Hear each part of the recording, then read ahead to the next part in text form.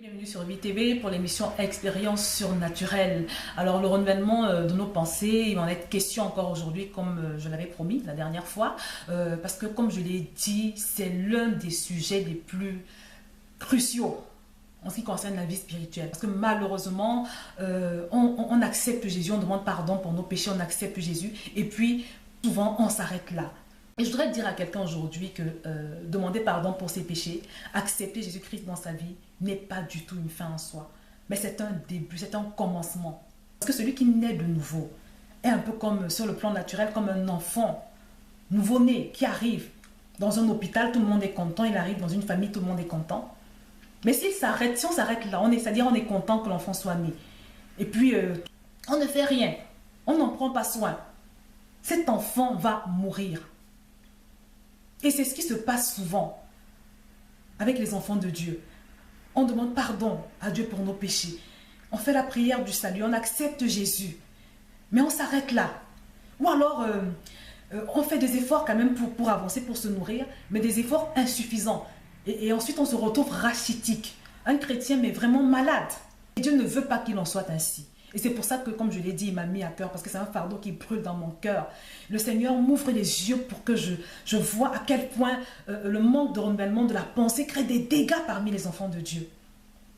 Et aujourd'hui, donc, il me met à cœur de commencer à parler d'une chose qui a eu lieu à la croix du Calvaire. Parce qu'à la croix, c'est important que chaque enfant de Dieu sache qu'il y a eu un échange. Le jour où Jésus a été torturé là, il a été traité comme un vulgaire criminel.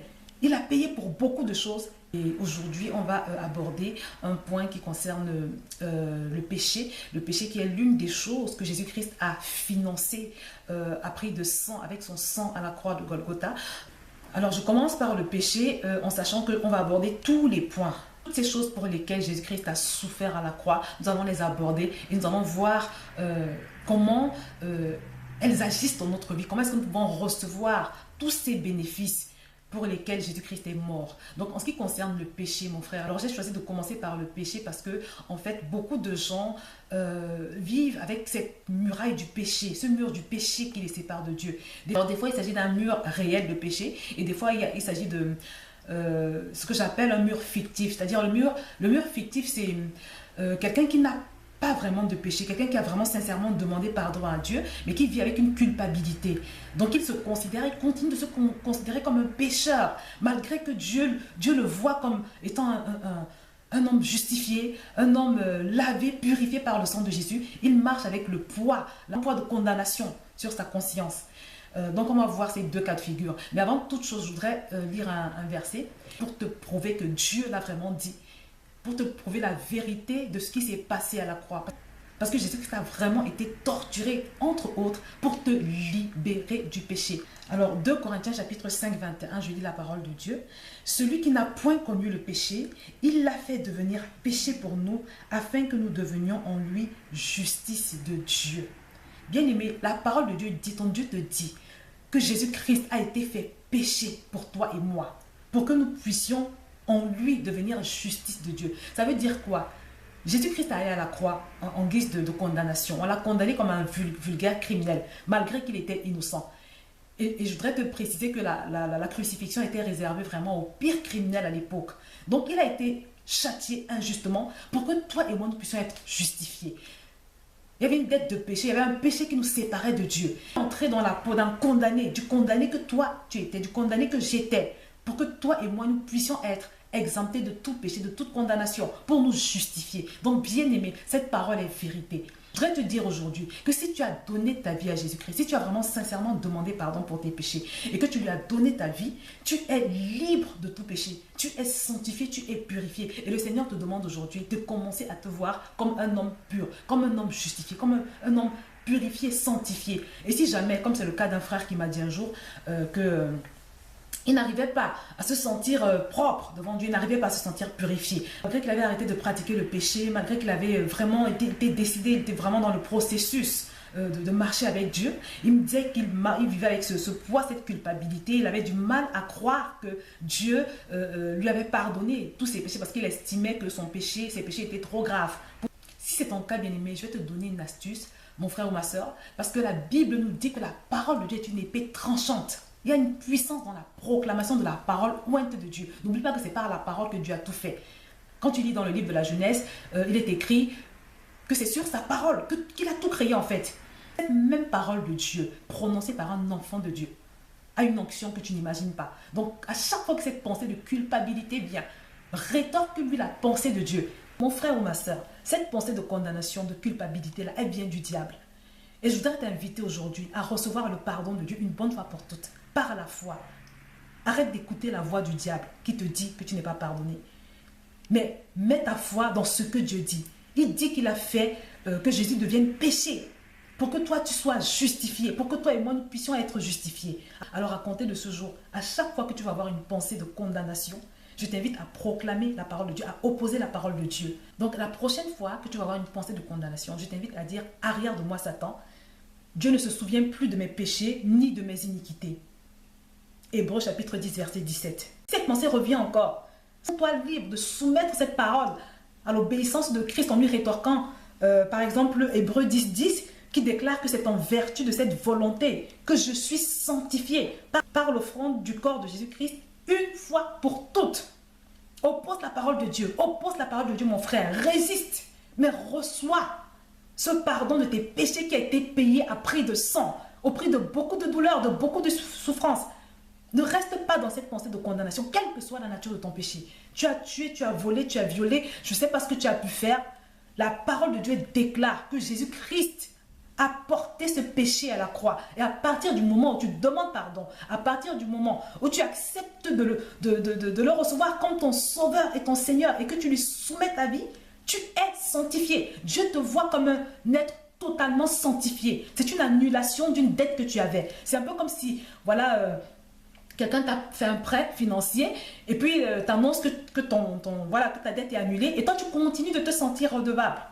Donc tu dois cesser de te sentir redevable de quoi que ce soit. Si tu as demandé pardon pour tes péchés, tu es sanctifié. Et quand Dieu te voit mon frère, il voit un homme saint. Quand Dieu te voit ma soeur, il voit une femme sanctifiée. C'est la bonne nouvelle que je t'annonce aujourd'hui de la part du Seigneur.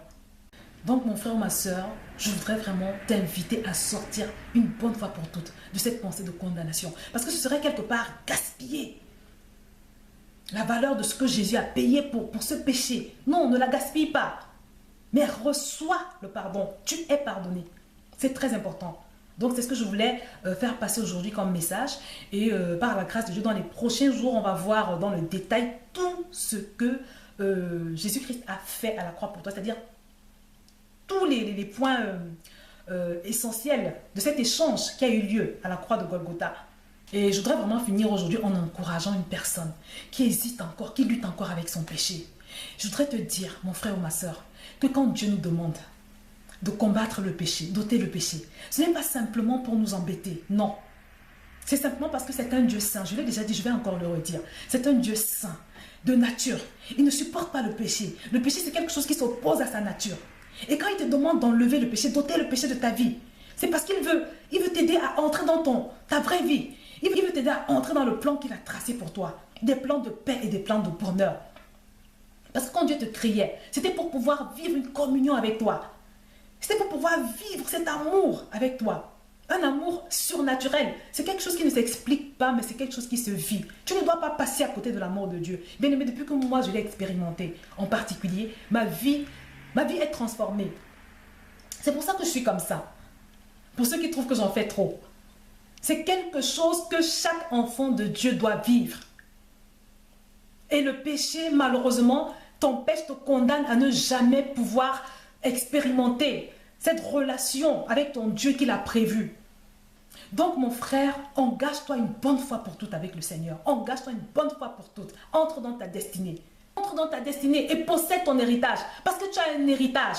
C'est la voix de Satan qui te fait croire que ton péché est plus agréable que ce que tu pourrais vivre avec Dieu. C'est que la vie que tu mènes actuellement, la vie, pour toi qui vis encore dans le péché, la vie que tu mènes actuellement est incomparable de ce qui t'attend, de ta vraie vie, celle que Dieu a prévue, de cette vie qui t'est réservée. Une fois que tu te seras détourné de ton péché et que tu te seras donné à Dieu. C'est une vie de gloire, c'est une vie de lumière, c'est une vie de liberté. C'est une vie de paix, de joie. Je t'assure que Dieu t'aime comme personne sur cette terre. Et c'est uniquement pour ça qu'il te demande d'abandonner le péché. Parce que le péché, c'est ce qui te sépare. Dieu veut entrer en connexion avec toi. Dieu veut entrer en connexion avec toi. Il est ta source, mon frère. Il est ta source, ma soeur. Libère-toi du péché pour toi qui es encore là-dedans. Et libère-toi une bonne fois pour tout de la pensée de péché, de la pensée de condamnation, de la pensée de culpabilité. Et entre dans ton héritage. Et engage-toi dans le chemin de ta vraie vie. Je vais m'arrêter là pour aujourd'hui, mon frère ou ma soeur. Par la grâce de Dieu, comme je l'ai dit, on va voir tous les points essentiels de l'échange de Jésus. On va les accepter par la foi. Notre système de pensée va être renouvelé avec l'aide du Saint-Esprit et nous allons entrer dans notre vraie vie. Nous allons posséder notre héritage, mon frère ou ma soeur. Je te le promets, parce que notre Dieu est capable. Notre Dieu nous aime et c'est ce qu'il veut pour nous. Et nous allons atteindre ses plans parce que nous avons de la bonne volonté. De la bonne volonté, bien-aimés. Et ensemble, engageons-nous sur le chemin de paix et de bonheur que Dieu a tracé pour nous. Je vais m'arrêter là et je te dis à très bientôt sur VTV.